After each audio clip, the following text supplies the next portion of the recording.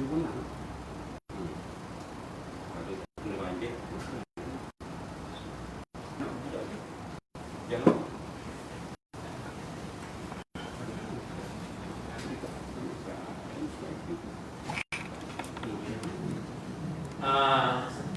macam ni. Dia apa, biasa pagi bila subuh dia start balik dengan kita ni.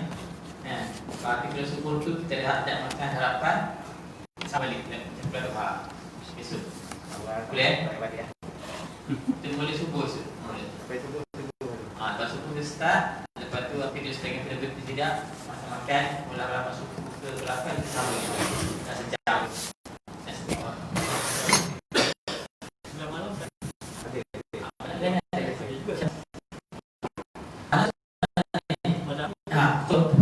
Pasal akan tidak sama ni. Kali kan? Besok lagi sama ni. Jika nak kita pergi kejap. Tengah jam sampai mana kita makan. Boleh. Express dulu.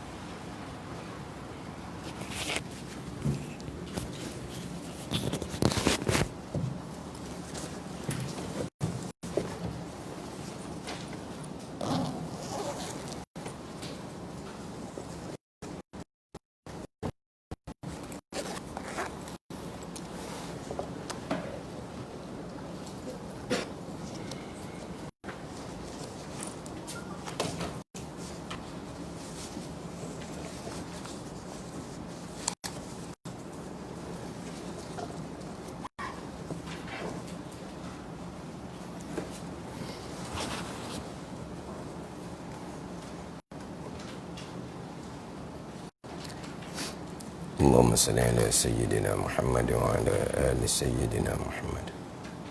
Assalamualaikum warahmatullahi wabarakatuh. Alhamdulillahi rabbil alamin, wassalatu wassalamu ala sayyidil mursalin wa ala alihi wa sahbihi ajma'in. Rabbi syrah li sadri wa yassir li amri wahlul 'uqdatam min lisani yafqahu qawli. Subhanaka la ilma lana illa ma 'allamtana innaka antal alimul hakim. Wala haula wala quwwata illa billahil aliyyil azim. Qala al-muallifu rahimahullahu ta'ala wa nafa'ana bi'ulumihi amin. Memandangkan masalah muwafiq dan masbuk itu merupakan perkara yang amat penting dan wajib diketahui oleh semua para makmum dan seluruh ummah Islam amnya. Kerana masalah itu masalah muwafiq dan masbuk, yang mana nama buku ni pun masalah muwafiq masbuk, mempunyai kaitan rapat dengan ibadah salat, ibadah sembahyang. Sembahyang bagi seseorang makmum sembahyang bagi seorang makmum tidak akan menjadi sempurna dan sah selagi mereka jahil dalam masalah itu, masalah muwafiq dan masbuk. Lebih-lebih lagi jika melanggar hukum-hukum fiqh dalam masalah muwafiq dan masbuk. Sebab bagi makmum yang muwafiq, bagi makmum yang masbuk, dia ada hukum-hukum dia. Makmum muwafiq, wajib kita menyempurnakan hukum sebagai makmum muwafiq. Makmum masbuk, wajib kita menunaikan hukum sebagai makmum masbuk.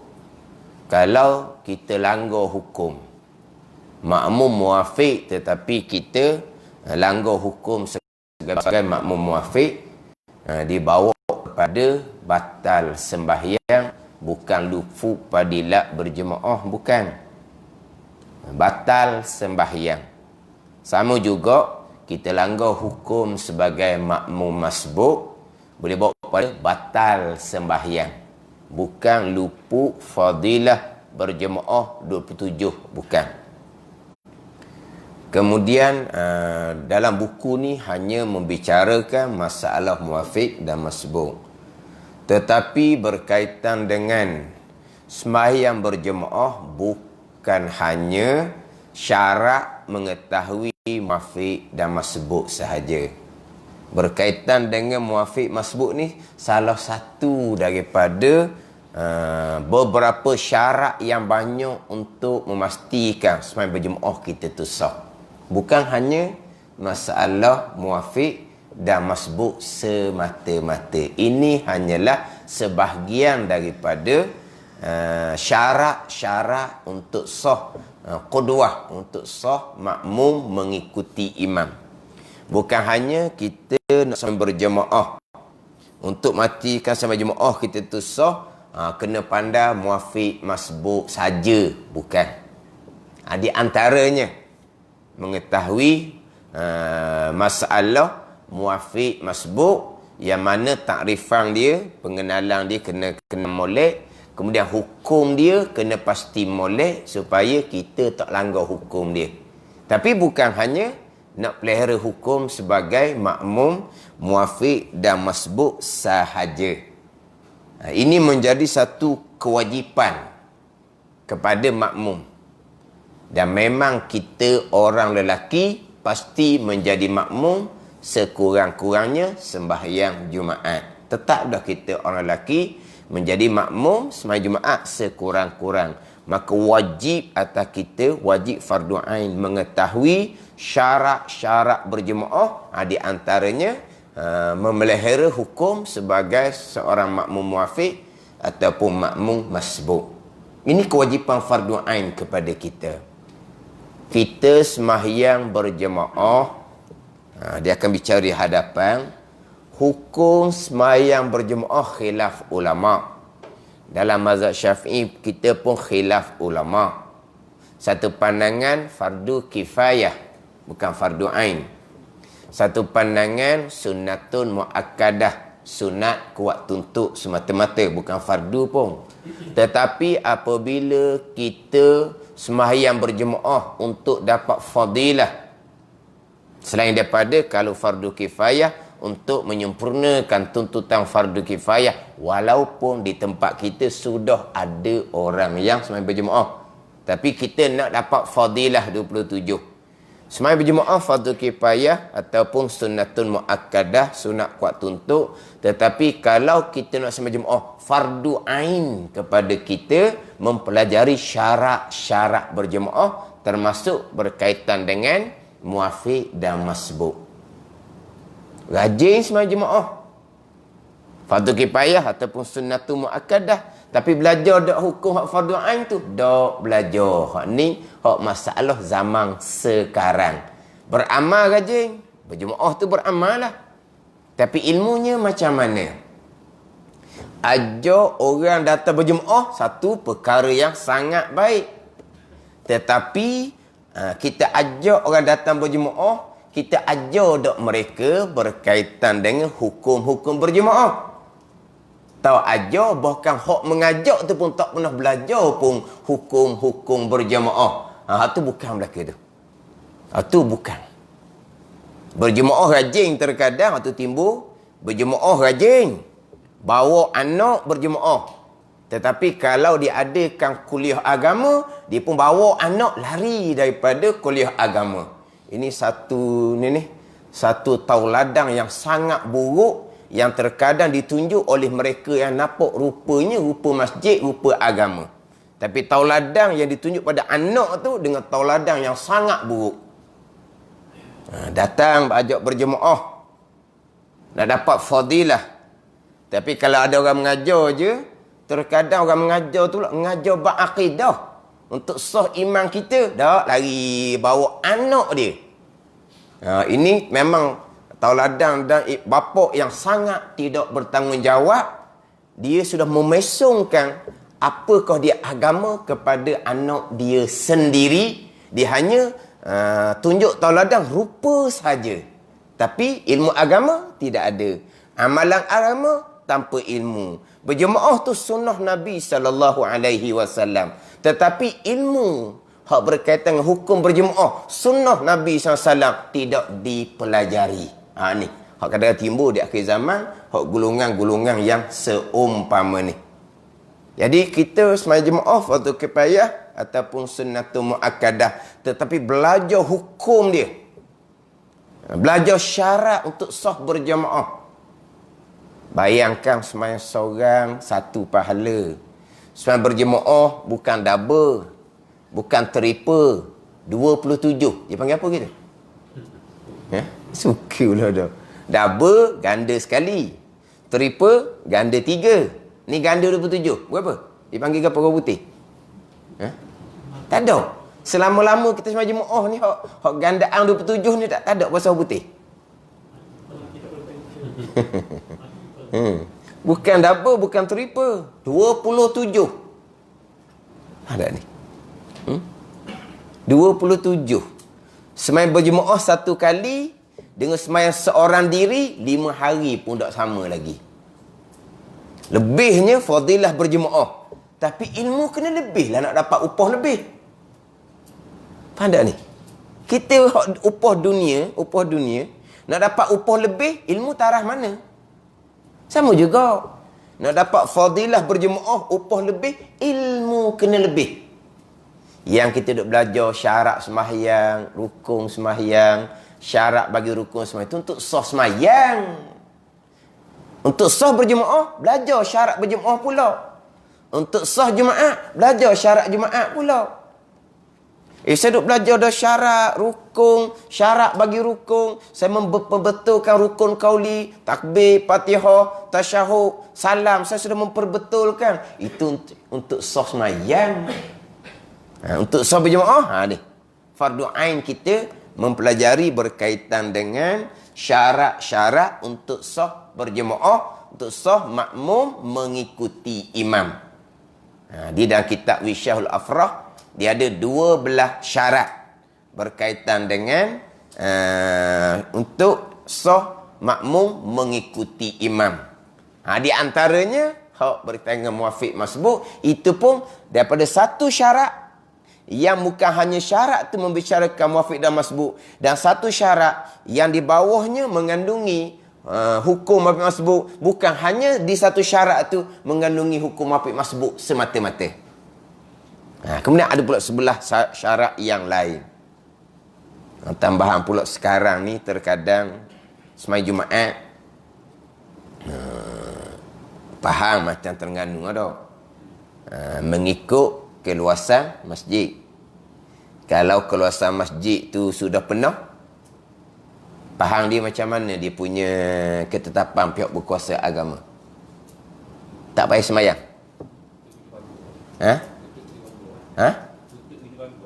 Tutup pintu pagar. Mana di luar-luar tu tidak dibenarkan. Tapi tak boleh pasal pasal masjid lah.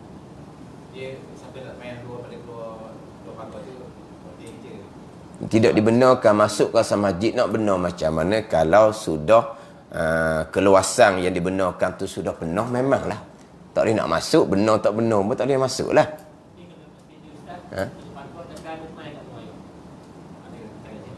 Ada semayang kat luar. Tapi gitulah semayang kat luar tu dibenarkan oleh pihak berkuasa ataupun tidak. Sebab yang dituntut pada Jabatan Agama adalah kawasan masjid saja. Jadi hak kan. Tapi di luar dia kata dia kalau hak persekutuan, hak negeri, dia negeri masing-masing lah. Hak persekutuan, hak dikeluarkan oleh KL, bila keluasan masjidnya penuh, mereka membenarkan mana apa ni, di sekitar masjid. Itu hak KL. Kemudian kalau hak negeri Terengganu, sebab dia hak KL, kemudian hak bab agama ni negeri masing-masing. Kalau di Terengganu keluasan masjid penuh, maka akan dibuat pula untuk kawasan sekitar masjid. Sebab asal 40 orang. Kalau Terengganu lah. Kemudian mengikut keluasan masjid. Penuh hak bilangan keluasan masjid 600 ke 800 ke, maka baliklah. Kemudian dibenarkan pula bila keluasan masjid tu penuh, dibenarkan untuk buat di sekitar masjid selagi jaga SOP, contohnya penjarakan. Itu di Terengganu. Mana dibenarkan di luar daripada masjid. Kalau di Terengganu, dipaham macam mana? Bukan tu juga, dibenarkan. Makna orang yang semain luar kawasan masjid tu memang tidak langgar ketetapan pihak berkuasa agama. Lepas tu dari segi pihak masjid pula macam mana untuk meraihkan orang yang begitu bersemangat untuk sembahyang Jumaat walaupun di luar kawasan masjid, walaupun terkadang di tengah panas sekalipun, sanggup dia nak sembahyang Jumaat. Macam mana pula dari segi pihak masjid untuk raih orang yang seumpama ni dalam keadaan dalam masyarakat kita ni ramai orang yang sudah meninggalkan sembahyang Jumaat mudah-mudah, senang-senang.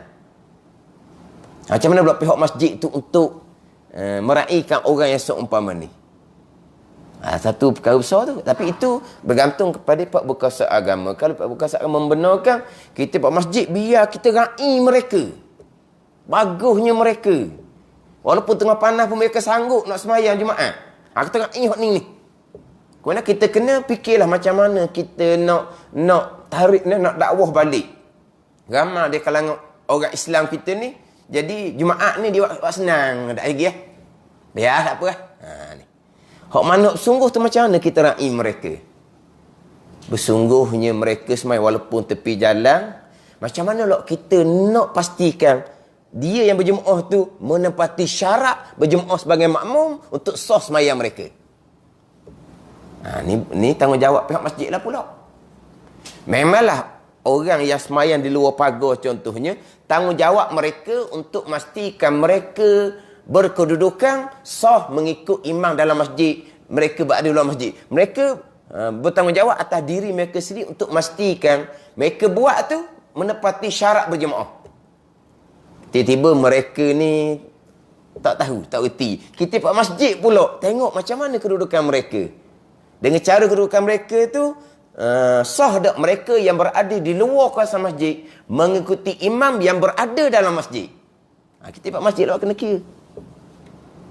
Mereka bersungguh dah nak sembahyang Jumaat walaupun luar pagar, walaupun tengah panas. Tapi macam mana kedudukan mereka tu menepati tak syarat sebagai makmum yang berada di luar masjid mengikuti imam yang ada dalam masjid. Dia ada syarat yang berbeza dengan makmum dengan imam sama-sama dalam masjid. Itu syarat lain. Maknanya kita tengok pula mereka macam mana menepati syarat untuk sah berjemaah mereka tu. Kalau berjemaah mereka tidak sah, Jumaat mereka tidak sah. Ini semua berkaitan dengan syarat berjemaah yang wajib fardu ain. Atas makmum kena mengetahui hukum hakam. Di mana makmum nak mengetahui hukum hakam ni? Di masjid lah. Pihak masjid lah kena pastikan. Dia kalangan makmum kita ni, makmum yang mengetahui syarat-syarat sebagai seorang makmum. Bukan hanya jadi makmum gitu, bukan.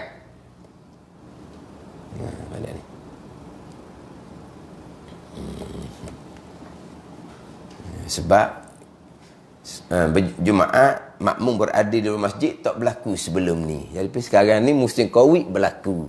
Jadi benda yang mana kita tak tahu macam mana cara nak buat. Kena pastikan. Kita kena cari ilmu molek. Biar kita faham berkaitan dengan makmum yang berada di luar kawasan masjid. Kedudukan makmum ni macam mana. Tetapi apa yang berlaku pada masyarakat ummah Islam umumnya pada masa kini, bahawa pada kebanyakan mereka menjadi kesukaran untuk memahami masalah muafiq dan masbuk dengan tepat mengikut hukum fiqh. Kesukaran untuk memahami. Terkadang masyarakat Islam umumnya bukan kesukaran, bahkan tak peduli pun.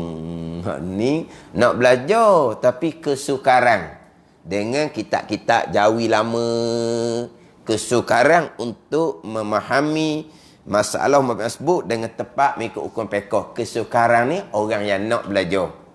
Tapi hak tak peduli langsung tu, hak tu tak ada kesukaran lah. Senang-senang sahaja. Senang sungguhlah macam sebut tadi lah. Tak tahu, senang sahaja. Senang tak tahu. Susahnya bila? Lepas dah mati barulah. Tahunya susah. Tak ada apa sekara pun. Tadi ni senang je. Mungkin kalau tak sah pun tak ada nampak kosong ke, pakoh ke. Sama je. Bukan rajin pula dia berjemaahnya. Tapi relax je. Senang je. Tak tahu, cukup senang. Tapi lepas dia mati, tahulah macam mana. Boleh jadi kesukaran yang mereka hadapi itu adalah disebabkan oleh beberapa faktor. Di antaranya disebabkan buku-buku atau kitab-kitab yang menghuraikan masalah muafiq dan masbuk dengan cara mudah serta dengan bahasa yang senang adalah sangat berkurangan sekali. Itu satu faktor. Kemungkinan buku-buku kitab-kitab tu yang menghuraikan masalah muafiq dengan cara mudah ni, ini sangat berkurangan dia kata. Atau boleh jadi juga kerana umat Islam sekarang sentiasa dalam kesibukan mencari nafkah hidup hingga tidak ada masa dan ruang untuk membaca dan mengkaji dalam kitab-kitab fiqh yang berhubung dengan masalah ini.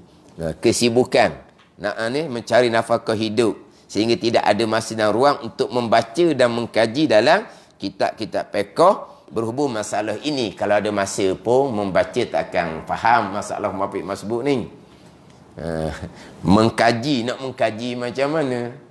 Terkadang bukan kita membaca tak faham muafiq masbuk. Orang yang mengajar pun kadang-kadang apa ni? Macam-macam pulaknya. Hak berkaitan dengan muafiq masbuk tu sendiri. Yang mana tidak menepati, takrifan pun tidak menepati, hukum hakam pun tidak menepati. Walau apa sahaja alasan yang menghalang umat Islam dari memahami masalah muafiq dan masbuk, mereka tidak boleh membiarkan keadaan demikian berterusan, malahan menjadi tanggungjawab fardu ain ke atas mereka memahami hukum ini dengan tepat. Fardu ain. Oleh yang demikian, saya Hasan bin Ahmad ni dengan serba kekurangan dan tenaga yang daif ini cuba menyusun risalah yang kecil ini bagi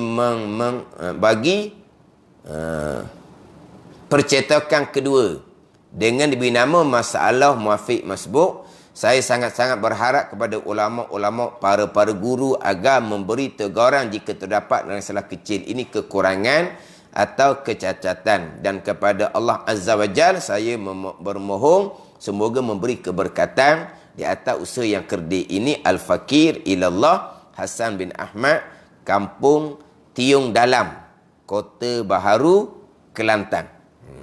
Itu hak kata pengantar.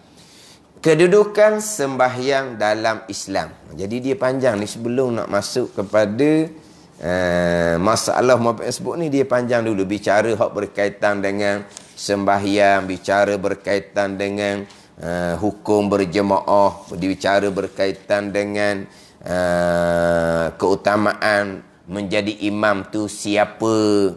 Barulah muka surat 9 masuk kepada muafiq dan masbuk. Sudah menjadi perkara yang lumrah di kalangan masyarakat Islam bahawa sembahyang merupakan tiang agama dan ianya menjadi garis pemisah antara Islam dan bukan Islam, sehingga di akhirat nanti bahawa amalan manusia yang pertama dihisab oleh Allah Subhanahu wa taala ialah sembahyang, sebagaimana sabda Rasulullah sallallahu alaihi wasallam, awwalu ma yuhasabu bihil abdu yaumal qiyamah as-salah fa in saluhat saluha sairu amalih wa in fasada fasada sairu amalih. Maksudnya perhitungan yang mula-mula sekali dilakukan ke atas seorang hamba di akhir nanti ialah sembahyang. Permulaan yang dihisab di hari akhirat adalah sembahyang. Jika baik sembahyang, maka baiklah segala amal-amal yang lain. Dan jika rosak sembahyang, maka turut rosaklah segala amalan yang lain. Ni hadis yang kita biasa dengar semua dah ni. Yang pertama-tama yang akan dihisap pada hari kiamat adalah sembahyang. Sembahyang elok, eloklah amal yang lain. Sembahyang rosak, rosaklah amal yang lain. Sebab sembahyang adalah tiang agama.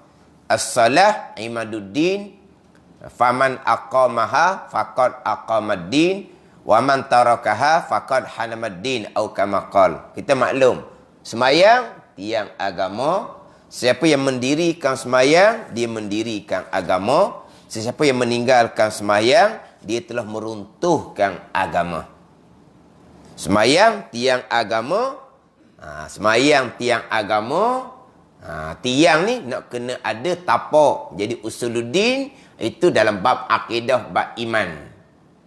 Tanpa usuluddin, tanpa akidah beriman, sembahyang tiang comel macam mana pun tak ada nilai.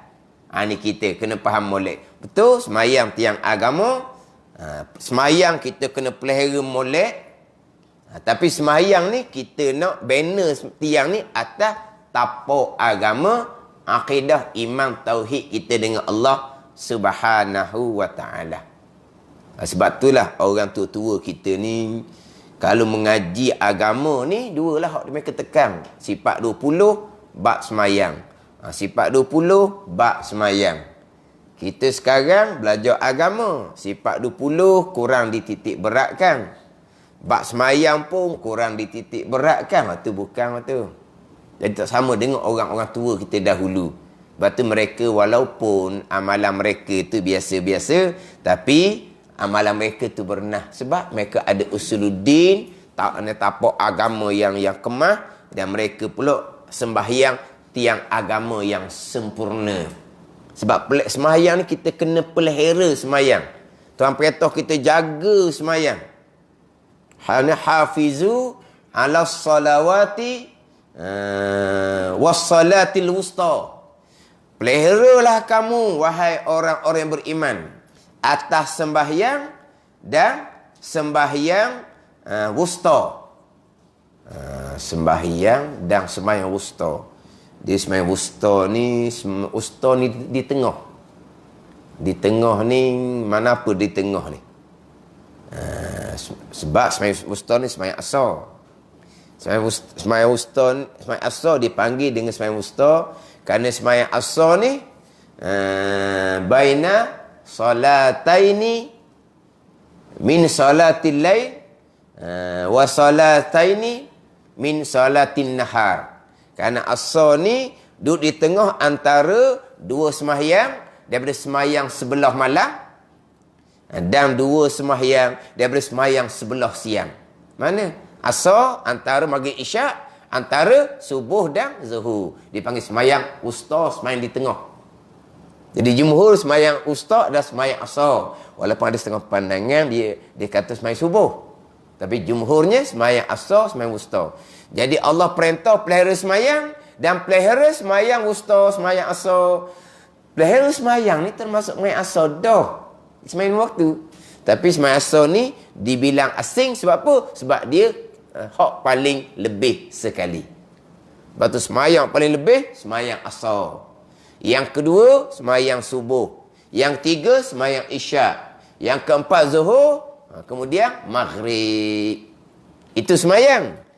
Kalau berjemaah, hak paling afdalnya sembahyang jemaah subuh lah.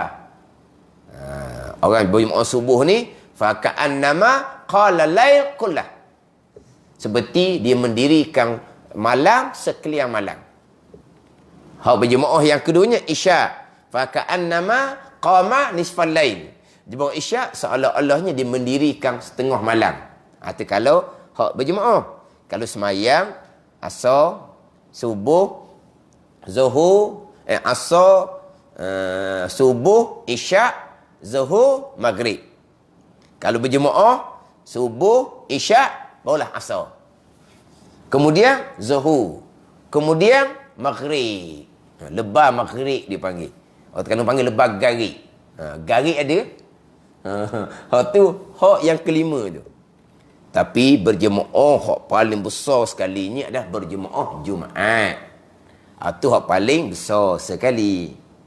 Berjemaah subuh pula, berjemaah subuh mana ni? Hak paling lebih berjemaah subuh pagi Jumaat. Berjemaah hak paling besarnya Jumaat lah. Itu fardu ain. Sebab syarat sah Jumaat berjemaah. Atau paling besar berjemaah Jumaat. Kemudian subuh pagi Jumaat. Hak Nabi kata, ma min salatin afdalu min salatil fajri yaumal jum'ati fi jama'atin. Tidak ada daripada sembahyang yang lebih afdal daripada sembahyang subuh hari Jumaat dalam keadaan berjamaah. Tidak ada yang lebih afdal daripada sembahyang fajar hari Jumaat dalam keadaan berjemaah. Sembahyang fajar ni kita fahamlah, sembahyang subuh lah. Sembahyang fajar ni sembahyang subuh.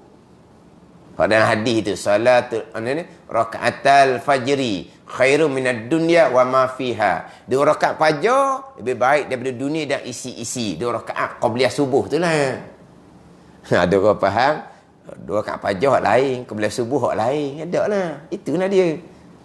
Sebab sembahyang subuh ni di antara namanya sembahyang fajar. Dia banyak nama. Setengah ulama kata nama dia wusta tak dia.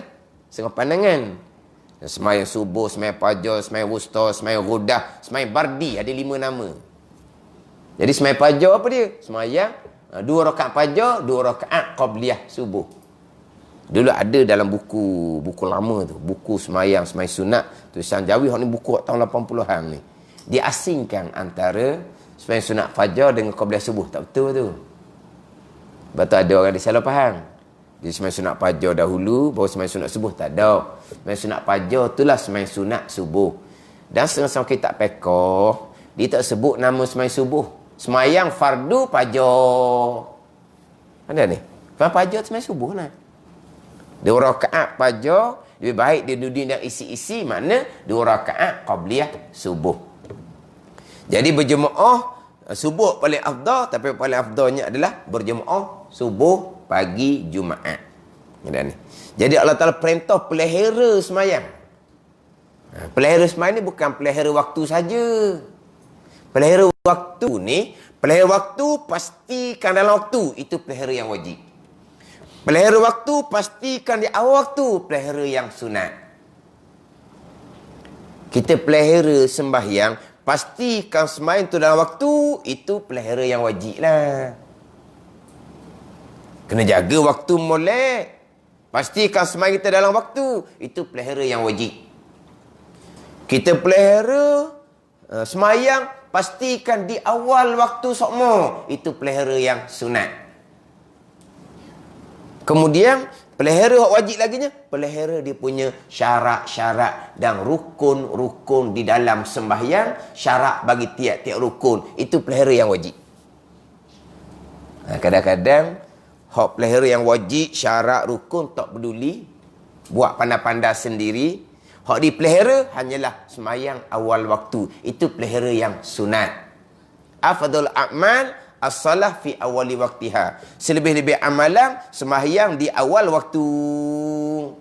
Itu sunat. Waktu fadilah dia panggil. Itu pelihara juga, tapi pelihara yang sunat. Pelihara wajibnya, pelihara hukum hakam. Nak pelihara hukum hakam tu wajib fardu ain, kena belajar hukum hakam semayang.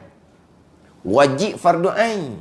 Tinggal kewajipan fardu ain, berdosa besar. Tak peduli, hidup pedulinya nak pelihara waktu, hak hukumnya sunat sahaja. Ini golongan-golongan yang mementingkan nawafil dan fadail tapi menghampakan faraid.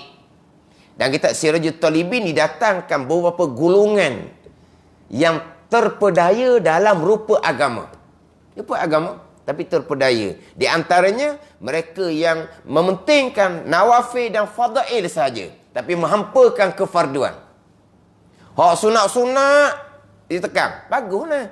Hak fadilah-fadilah ditekan, bagus untuk menggemarkan kita pada aman.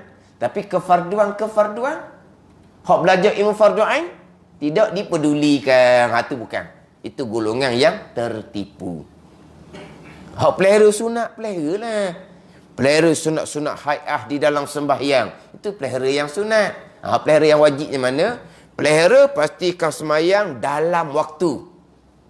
Pelihara hukum hakam yang terkandung di dalam sembahyang. Termasuk hukum hakam yang terkandung dalam sembahyang berjamaah. Itu kita diperintah oleh Allah Subhanahu wa taala. Sabdanya lagi sabda Rasulullah sallallahu alaihi wasallam, man hafaza 'alaiha kanat lahu nura wa burhanan wa najatan yaumal qiyamah wa man lam yuhafiz 'alaiha lam yakul lahu nur wala burhan wala najah wa kana yaumal qiyamati ma'a Qarun wa Fir'auna wa Ubay bin Khalaf. Maksudnya, sesiapa menjaga sembahyang dengan baik, sesiapa yang menjaga sembahyang dengan baik, memelihara sembahyang, sembahyang itu memberi kepada cahaya nur, menjadi bukti dan berjaya di akhirat nanti. Jika sesiapa tidak menjaga, tidak memelihara sembahyang, tidak ada baginya bagi sesiapa cahaya nur, tidak ada baginya bukti dan kejayaan. Dan pada hari kiamat bersama Qarun dan Fir'aun dan Ubay bin Khalaf. Qarun, Fir'aun masyhur. Ubay bin Khalaf bukan Abdullah bin Ubay ni, bukan ayah Abdullah ni. Ubay bin Khalaf ayah Abdullah wali. Abdullah bin Ubay munafik tu kan. Ubay bin Khalaf ni yang mencederakan Nabi dalam peperangan Uhud. Ubay bin Khalaf ni dia pukul lembing pada topi Nabi SAW hingga topi Nabi tu masuk pada pipi Nabi SAW. Kemudian Ubay bin Khalaf ni dibunuh oleh Nabi SAW yang merupakan orang kafir yang pertama-tama yang dibunuh oleh Nabi SAW. Ubay bin Khalaf. Ni yang mana hok bapak besar ni? Dia kalangan kafir Quraisy. Ni Qarun, Fir'aun dan Ubay bin Khalaf. Siapa ni? Orang yang tidak memelihara sembahyang. Orang yang memelihara sembahyang ni umumlah. Memelihara waktu sembahyang tadi lah. Orang yang tidak pelihara sembahyang ni termasuk orang yang tinggal sembahyang tidak pelihara lah tu, tak jagalah tu. Tapi waktu jelas sangat orang tak sembahyang ni. Tak peduli, tak pelihara langsung. Tak jaga langsung sembahyang. Ataupun orang tak pelihara ni, dia sembahyang tengok pada keadaan lah.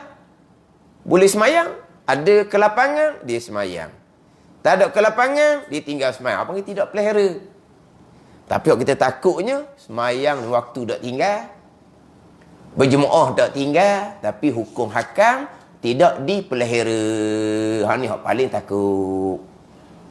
Takut jadi macam hak Khalaf bin Rafi', orang Badawi, yang mana dalam hadis Masi'us Salatah, orang yang merosakkan akan sembahyang tu.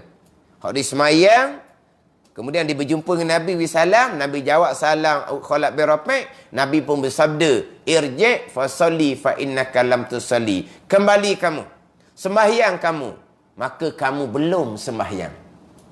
Nabi kata, kamu belum sembahyang.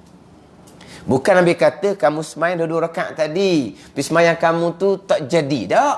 Nabi kata kamu belum sembahyang. Ni. Maknanya kalau sembahyang sebagaimana Khalaf bin Rafi' tak pelihara dia punya syarat dan rukun, hukumnya belum sembahyang. Macam hak gadak sembahyang langsung tu. Jadi orang yang tak sembahyang tu benar, tu dia pun sedar. Dia berat. Allah, tak sembahyang berat, dia pun sedar. Tapi hak takutnya sembahyang tak tinggal, tapi belum sembahyang. Ni dia rasa dia adik dicomel dah, sebab dia sembahyang tak tinggal. Ni apa nak betul ni? Orang tak sembahyang, dia tahu dah dia tu salah tu, tak sembahyang. Orang tegur nasihat pun dia senyap je. Dia tak lawang sebab dia sedar dia tak baik. Tapi kadang-kadang gini mudah kita pujuk dakwah dia. Tapi orang hak Semayang tu. Kita kata belajarlah. Kalau dak pandai takkan saya semayang. Tu khalaq birafik semayang tu. Kan ada orang buat alasan kan. Oh, kalau saya dak pandai, tak boleh semayang sayanya. Saya semayang tu pandai. Macam mana nak khalaq birafik? Semayang 2 rakaat. Kemudian 2 rakaat. Kemudian 2 rakaat. Tapi fa innaka lam tusalli. Kerana kamu belum sembahyang. Tengok. Maknanya, sembahyang tak semestinya sembahyang. Terkadang belum sembahyang. Kalau sembahyang macam khalaq birafik. Jadi khalaq birafik ni dia orang Badawi. Tapi khalaq birafik itu daripada apa yang berlaku tu, panjang hadis Nabi tu, hak rukun sembahyang kita tu. Hak Nabi ajar pada khalaq birafik, iza kumta ila salah fakabbir summa qra ma tayassaraka minal Quran summa raka' hatta tatma'inna raki'an. Panjang hadis tu. Hak Nabi ajar khalaq birafik. Hak tu hak rukun 13 kita kan. Ada ni. Daripada hak khalaq birafik tu lah. Tapi nak ceritanya pengajaran daripada peristiwa khalaq birafik itu. Mana apa ni? Jangan semayang macam khalaq birafik. Semayanglah sebagaimana hak Nabi ajar kepada khalaq birafik selepas daripada tu. Jangan ambil khalaq birafik sebelum tu. Ambil khalaq birafik hak selepas Nabi ajar dia semayang. Jadi kita ni khalaq birafik orang Badawi, kita nak ambil hak mana? Hak sebelum ke hak selepas? Hak selepas kena belajar. Kalau tak belajar jadi khalaq birafik hak sebelum. Hak Nabi kata, fa innaka lam tusalli. Kerana sesungguhnya kamu belum sembahyang. Itu khalaq birafik hak sebelum. Orang perangai macam khalaq birafik sekarang, boleh kata ramalah juga. Adalah perangai seumpama ni. Perangai macam mana? Sombong. Sombong. Khalaq birafik sombong. Dia masuk masjid Nabi SAW. Nabi ada kan? Pergi kat belajar sikit-sikit dengan Nabi, orang nak semayang. Oh, dia semayang buat pandai dia. Semayang buat pandai dia. Ni. Nabi tengok semayang dia tu salah. Semayang salah, mungkar. Zanbun kabir, dosa besar. Sebab apa? Sebab tak semayang pun dianya. Mungkar, dosa besar. Tapi mungkar berlaku depan Nabi. Hak Nabi kata, man ra'a minkum mungkara tu. Siapa yang melihat mungkar, maka hendaklah tegah. Tegah tu kan. Tapi Nabi tegah ke tak? Nabi tak tegah. Mungkar berlaku depan mata Nabi. Maka ulama pun istimbat hukum, ambil hukum. Hak Nabi berkata, siapa tengok mungkar, maka hendaklah cegah dengan tangan, dengan kekuasaan. Hak berlaku Nabi tengok, Nabi memang ada kekuasaan. Sebab Nabi tu Rasul. Nabi tu pemimpin di Madinah. Maka Nabi ada kekuasaan, tapi Nabi tak tegah pun. Maka ulama pun istimbat hukum, hak kata tengok mungkar wajib cegah ni ada syarat juga. Di antara syaratnya, jangan orang macam khalaq birafik sombong. Hak sombong biar ke dia gilah. Belajar tak ambu. Orang belajar dia lari semua.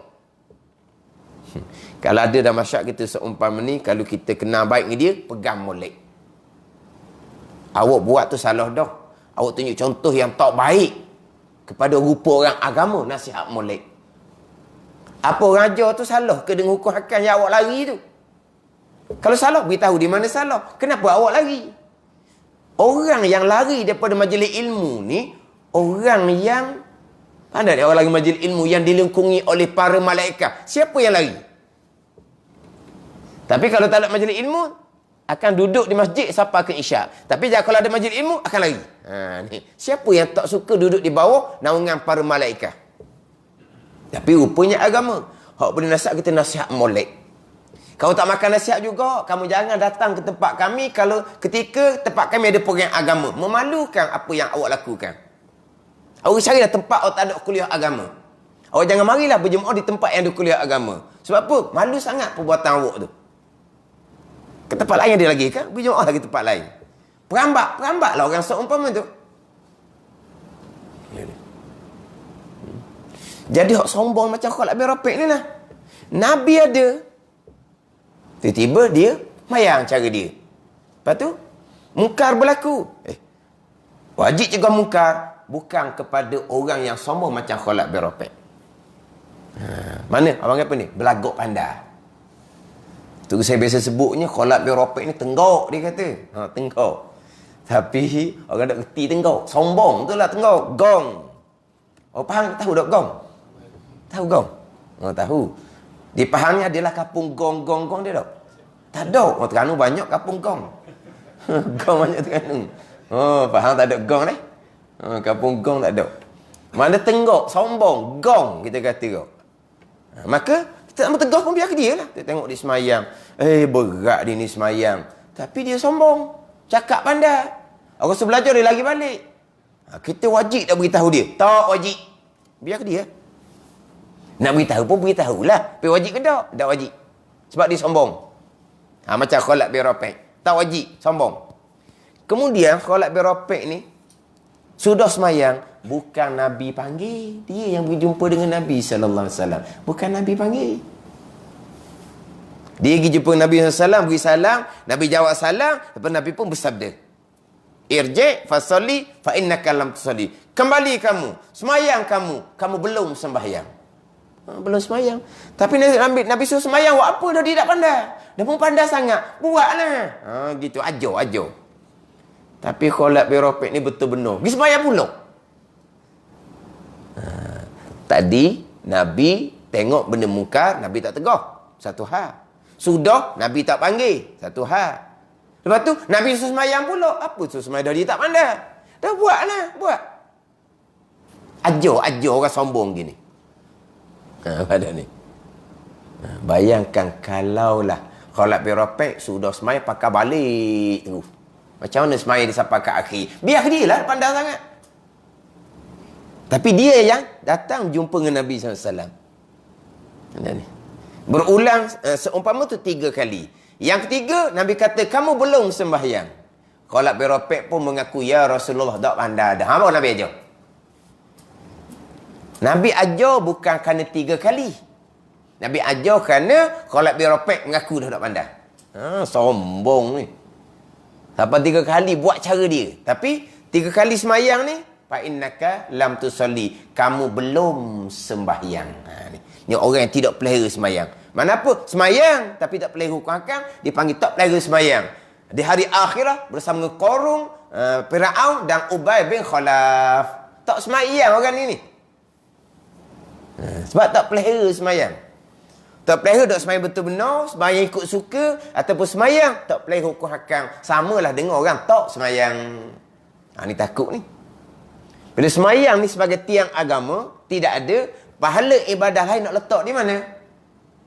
Kalau semayang yang pertama-tama akan dihisap, kalau semayang ni punah habis hak lain, mana amalan kita? Nabi kata apabila punah semayang, adi terdahulu. Bukan apabila dak semayang. Wa iza fasada sairu amali. Dan jika rosak semayang, maka turut rosak segala amalan yang rosak, bukan dak semayang. Pada ni.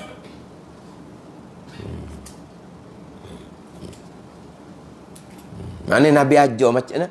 Nabi berhadapan dengan orang yang sombong macam Khalad bin Rafi'. Lepas tu bahawa Nabi pun ajar hal semayang. Khalad bin Rafi' pun semayang sebagai ilmu yang diajar oleh Nabi SAW.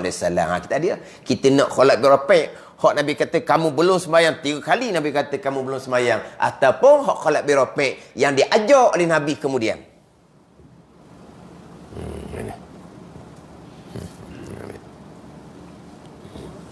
Jadi hak tak jaga semayang termasuk orang yang tidak pelihara akan hukum hakam yang terkandung di dalam sembahyang.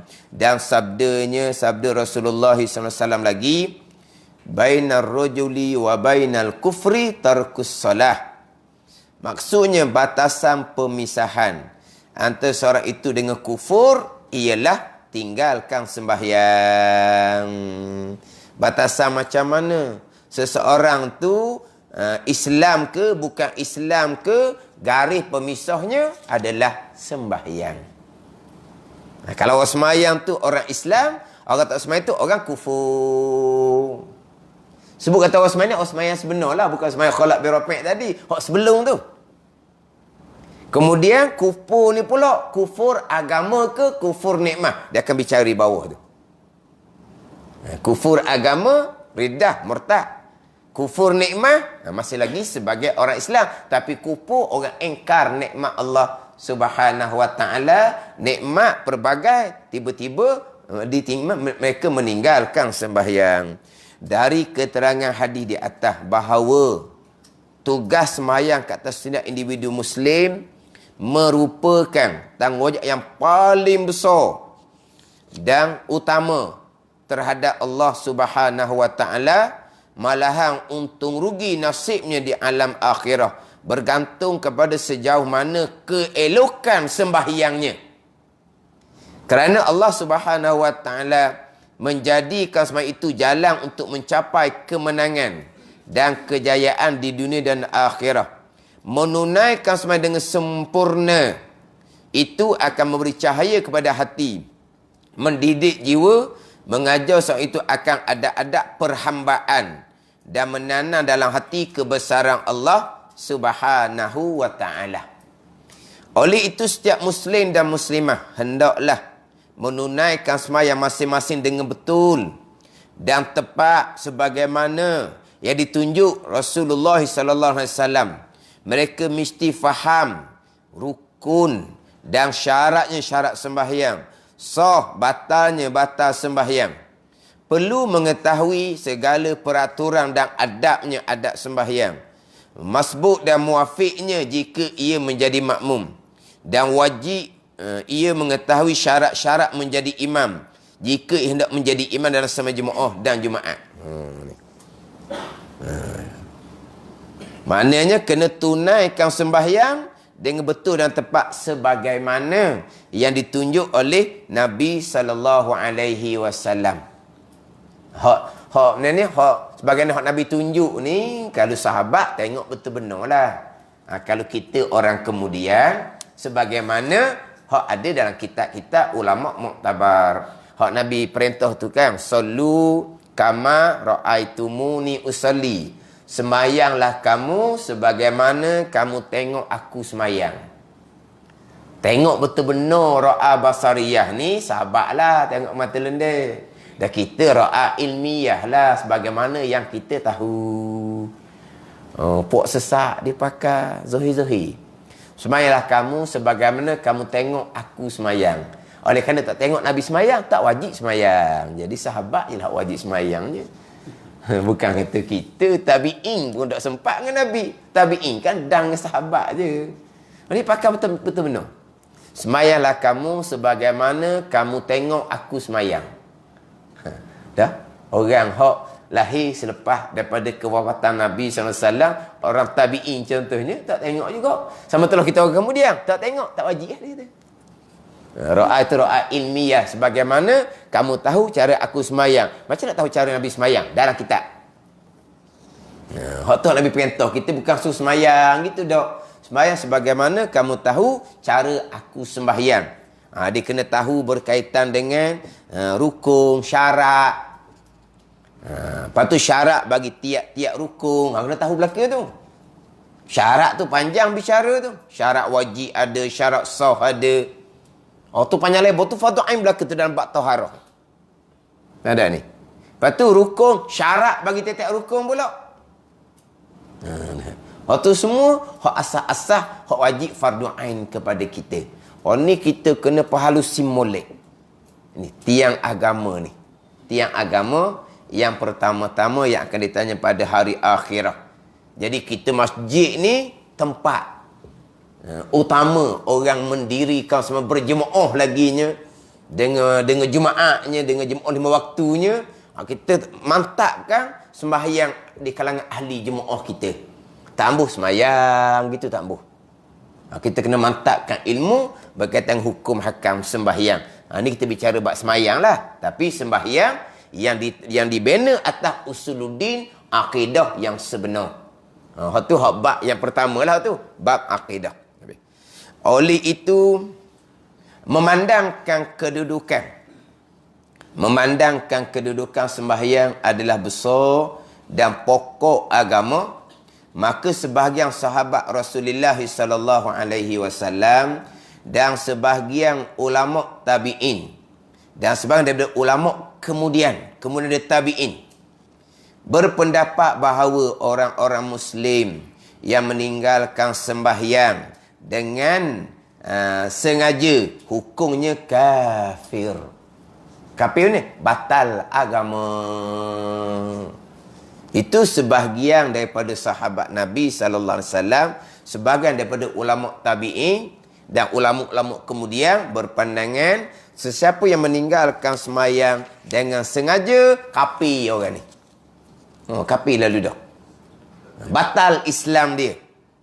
Sahabat-sahabat yang berpendapat demikian seperti Umar bin Al-Khattab, Abdullah bin Mas'ud, Abdullah bin Abbas, Muaz bin Jabal, Jabir bin Abdullah, Abu Darda radhiyallahu anhum, Abu Darda radhiyallahu anhum, di antara laginya Abdul Rahman bin Auf, di antara laginya Abu Hurairah berpandangan orang yang meninggalkan sengaja kafir. Sebagaimana zahir hadis Nabi sallallahu alaihi wasallam, man taraka salata muta'ammidan faqad kafara jiharan. Sesiapa yang meninggalkan sembahyang dengan sengaja, maka kafir terang-terang dah orang ni. Pakai zahir. Kafir mana? Kafir riddah, batal agama. Kafir riddah, batal agama. Bila batal agama, mati jenazahnya jenazah orang kafir. Jenazah orang kafir. Haram dimandikan, dikapankan, haram disembahyangkan, dan haram ditanam di perkuburan orang Islam. Termasuk meninggalkan dengan sengaja adalah ketika sakit. Sengaja juga dia panggil. Kadang-kadang orang sakit kan, kita bukan tinggal sembahyang sengaja, kita sakit. Ada. Sengaja. Sebab orang sakit, lagi mudah dia sembahyang. Berdiri, duduk, mengiring, melentang, isyarat dengan kepala, isyarat dengan mata. Maknanya, lagi sakit, lagi mudah sembahyang. Hak payahnya siapa? Orang yang nak tolong menyempurnakan syarat tu payah. Tapi yang berlakunya, orang yang nak menolong anak cucu, nak tolong sangat-sangat. Orang sakit, tak ambil semayang, bukan tak ambil semayang. Tanya bab semayang, marah lalu dah. Ada berlaku. Ini pun termasuk tinggal semayang dengan sengaja dia panggil kafir. Pandangan sebahagian daripada sahabat dan ulama-ulama kemudian. Tetapi sebahagian yang lain pula berpendapat bahawa orang yang meninggalkan sembahyang sengaja, selama tidak mengingkari tentang wajibnya sembahyang, maka hukum orang ini adalah fasik. Orang ni orang yang berdosa besar. Ini pandangan Imam Syafi'i kita, pandangan Imam Maliki, pandangan Imam Hanafi. Yang menghukumkan kafir, pandangan Imam Hambali. Tiga imam ni, orang ni orang yang fasik. Kalau kata kafir, kufur nikmat selagi tidak engkar. Engkar barulah batal Islam, kafir riddah, kafir murtad. Engkar macam mana? Semayang tak wajib atas saya sebab saya dengan Tuhan rapat dah, dia kata. Ada pasal tu. Dia kenal Tuhan molek dah, dia kata. Tak wajib dah semayang. Pula. Siapa yang paling kenal Allah Subhanahu Wa Taala? Nabi sallallahu alaihi wasallam. Bukan sembahyang fardu, saya sunat Nabi sampai bekok kaki. Dia kenal Tuhan, konon-kononnya tak wajib sembahyang. Tu kafir riddah, tu murtad. Kerajaan kena ambil tindakan, kena hukum bunuh orang yang riddah. Seumpama tu orang yang ingkar kewajipan. Dia tak ingkar kewajipan. Sembahyang wajib tapi dia tinggal sembahyang, orang ni orang yang fasik. Tetapi ia hendaklah dipenjarakan sehingga ia tunaikan sembahyang supaya dia tidak menjadi ikutan yang buruk kepada orang Islam. Di penjara ni, ini pandangan Imam Hanafi. Pandangan Imam Hanafi, dipenjarakan. Kemudian penjara sampai dia taubat, dia sembahyang, ataupun penjara sampai ke mati. Jangan lepas selagi tak sembahyang. Itu pandangan Imam Hanafi. Ketika dalam penjara tu, kena pukul semua supaya dia sembahyang. Sampailah dia sembahyang taubah, barulah dilepaskan. Hak penjara itu pandangan mazhab Hanafi. Imam-imam mazhab berpendapat bahawa wajib dibunuh kata orang yang meninggal sembahyang dengan sengaja, sebahagian dijelaskan oleh Syekh Muhammad Ahmad dalam kitab Miftahul Khitabah wal Wa'zi. imam-imam mazhab yang berpendapat bahawa wajib dibunuh ni selain daripada Imam Hanafi. Imam Syafi'i, Imam Maliki, Imam Hambali wajib kena bunuh orang ni. Imam Hanafi penjara, jangan bunuh. Tu hak Imam Hanafi. Kemudian bunuh ni pula bunuh sebagai had ataupun bunuh kerana riddah. Imam-imam mazhab menyatakan wajib dibunuh orang meninggal sembahyang itu kerana kekufurannya. Bunuh kerana riddah, kerana murtad. Mana seperti Ahmad, Imam Ahmad bin Hanbal, mazhab Hanbali. Ishaq bin Rahawai dan Ibnul Mubarak, Abdullah Ibn Mubarak, Imam Nakhai, Hakam bin Uyainah. Tu. Hak kata bunuh kerana dia riddatan. Kerana dia kafir. Bunuh kerana kafir, jenazahnya buang gitu je. Manakala yang menyatakan wajib dibunuh kerana menjalankan hak seperti mazhab Maliki dan Syafi'i dan Abu Hanifah. Ini sebahagian dari pandangan dalam mazhab Hanafi. Adapun pandangan mazhab Hanafi satunya penjara, bukan bunuh. Sila rujuk pada kitab Bidayatul Mujtahidi oleh Ibn Rushd. Bergianglah hukuman syariat Islam ke atas mereka semua yang mengaku berlindung di bawah naungan Islam, sedangkan mereka dusta kerana tidak menunaikan salah satu rukun yang terpenting itu. Rukun Islam yang terpenting, rukun yang kedua daripada rukun syahadah. Bagi kita sebagai seorang yang faham syariat Allah itu tidak merasai terkejut dan aneh apabila mendengar hukuman terhadap mereka meninggalkan itu kufur atau fasik. Bertambah jelas lagi bila kita memperhati kepada sabda Rasulullah sallallahu alaihi wasallam, ural Islam wa qawaiduddin salasatun alaihunna ussisal Islamu wa man taraka wahidatan minhunna fahuwa biha kafirun halalud dami syahadatu an la ilaha illallah wassalatul maktubatu wasaumu Ramadan. Maksudnya ikatan Islam dan asas-asas agama itu ada 3 perkara. Di atas inilah tertegaknya Islam. Barang siapa yang meninggalkan satu daripadanya, maka dia menjadi kafir dan halal darahnya. Mana asas Islam 3 perkara? Iaitu syahadah la ilaha illallah, sembahyang yang diwajibkan dan puasa di bulan Ramadan. Kemudian hak berkaitan dengan orang yang meninggalkan sembahyang, hukum bunuh. Satu pandangan bunuh kerana riddatan. Itu mazhab Hanbali. Bunuh kerana kafir. Mazhab Syafi'i dengan Maliki bunuh haddan kerana hukum had, hukum hudud. Bunuh tak mana kerana hukum hudud. Tapi biasanya pelaksanaan hukum bunuh pada sembahyang ini tidak dilaksanakan sebab pandangan dalam mazhab Hanafi hanya dipenjarakan sahaja, tidak dibunuh. Jadi khilaf seumpama ni biasanya dalam bab hukum jenayah tidak dilaksanakan sebab dia ada khilaf di kalangan ulama. Kemudian kita kena faham hukum bunuh kepada orang tinggal sembahyang ni bukan semudah-mudah tu. Ni ada orang ceramah, dia kata mujur hukum agama Allah tidak tertegak di negara kita. Ni orang ustaz ceramah di masjid. Kalau hukum agama Allah tertegak dalam negara kita, habislah orang muda kampung kita kena hukum pacung belaka, dia kata. Sebab ramai tak semayang. Oh, dia faham agama ni nak pancung orang dia ingat. Macam hak kerat tangan tu lah. Dia faham kok. Kerat tangan hukum agama Allah ni macam takir daging pasar dia ingat. Mana dia punya negatifnya dia pada hukum agama ni. Mari mana ni racun penjajah. Hak mereka ni sudah diracuni lama dah. Kemudian mereka pula meracuni umat Islam yang kemudian pula. Nak meracuni bahawa hukum agama Allah ni beginilah zalimnya. Mana kejamnya. Ini asalnya racun penjajah. Orang yang bercakap seumpama ni yang diracuni oleh penjajah, dia pula nak meracuni umat Islam yang lain. Kerat tangan pencuri ni hukum Al-Quran, tapi syarat dia banyak. Bukan takat-takat kerat tangan, bukan. Kemudian pula apabila ada hukum kerat tangan, Kita orang Melayu ni penakut. Orang Arab hok degil tu. Hok Mekah hok degil. Tunggu saya cerita duduk Mekah 30-40 tahun. Berapa orang je dekat tangannya orang Mekah. Hok curi tu orang luar dia tu bukan orang Mekah. Orang Mekah tak berani. Mana bukti nyata. Orang Mekah kita tengok. Orang menega tinggal gitu je. Baru tinggal semai. Tak ada orang nak ambil pun. Kalau tempat kita mana kamu? Mana mereka boleh nampak dah keberkesanan hukum agama Allah. Mana kalau ada mencuri, bukan orang Mekah. Orang luar. Orang Mekah tak berani. Itu orang Arab orang degil. Orang Melayu.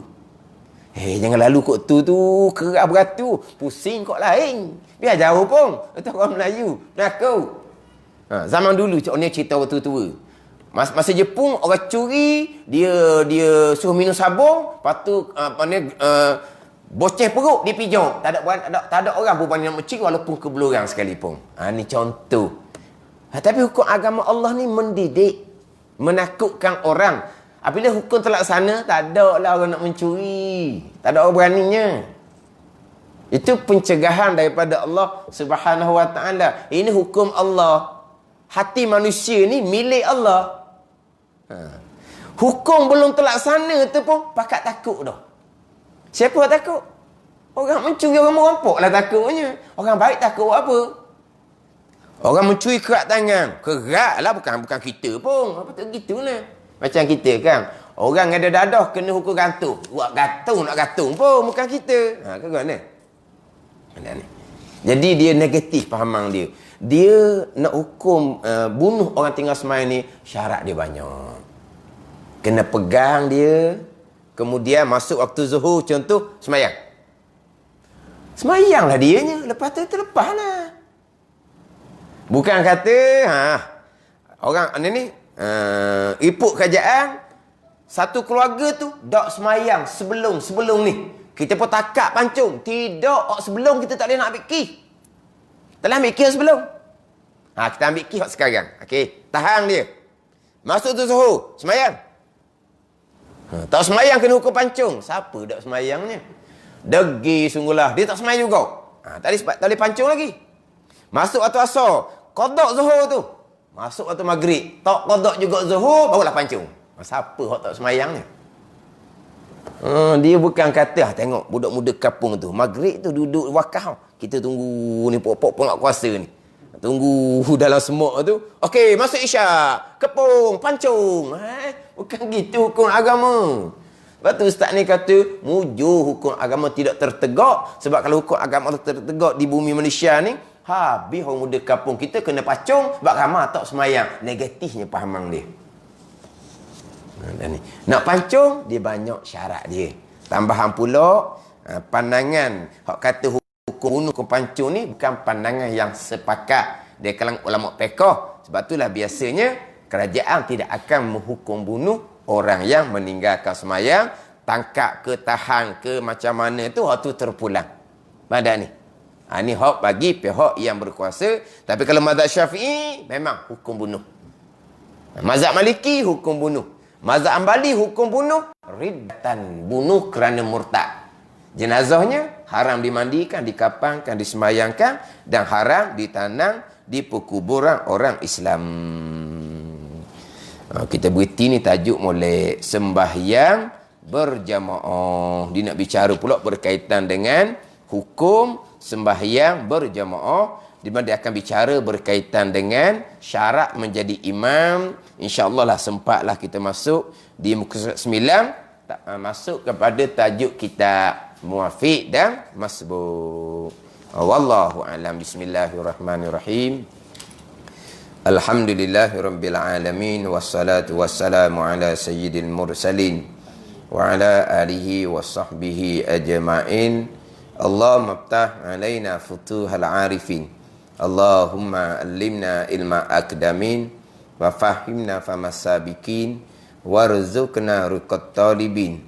Allahumma zidna ilma wa alhiqna bis salihin. Wa sallallahu ala sayyidina Muhammadin wa ala alihi wa sahbihi wa sallam. Walhamdulillahi rabbil alamin. Wassalamualaikum warahmatullahi wabarakatuh.